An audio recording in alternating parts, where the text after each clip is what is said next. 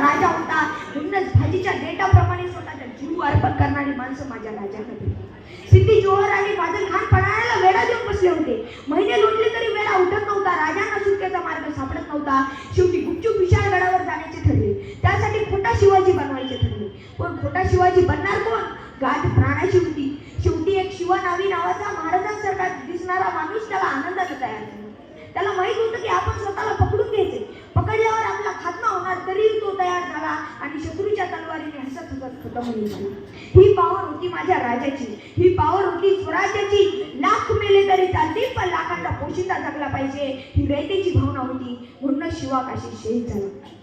राजे पन्हाळगडाच्या वेढ्यातून निसटले. सिद्धी जोहर सावध झाला. वेगानं पाठलाग सुरू झाला. राजे जर विशाळगडावर पोहोचायच्या आधी सापडले तर खैर नव्हती. वाटेत एक घोडखिंड होती.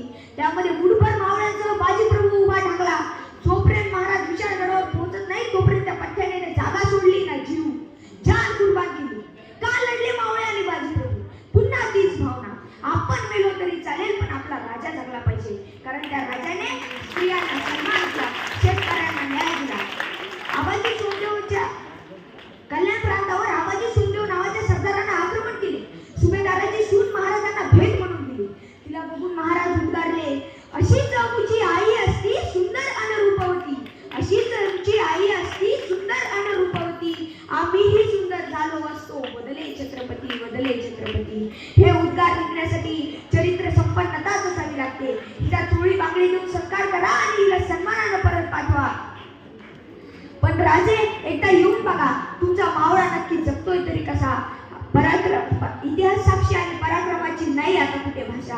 तुमच्या मावळ्यांना चढी आता मोबाईलची नशा. असा हा राजा 3 एप्रिल 1680 ला आम्हाला सोडून निघून गेला.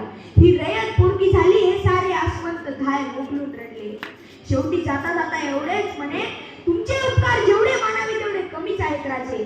तुमचे उपकार जेवढे मानावे तेवढे कमीच आहेत राजे. तुम्ही व तुमची शूरवीर माणसे होता, म्हणूनच आज आम्ही आहोत राजे, आज आम्ही आहोत राजे. राजे परिवार